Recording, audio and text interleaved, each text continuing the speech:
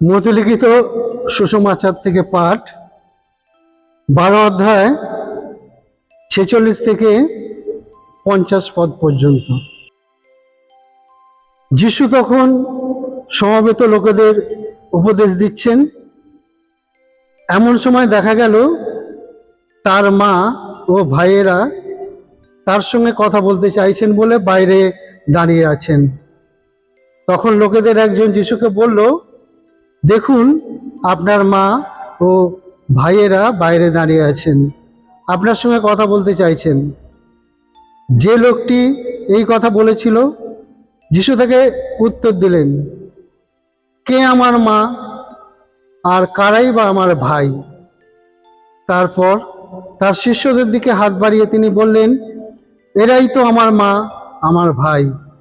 কারণ যে কেউ স্বর্গে বিরাজমান আমার পিতার ইচ্ছা পালন করে সেই তো আমার ভাই, আমার বোন, আমার মা।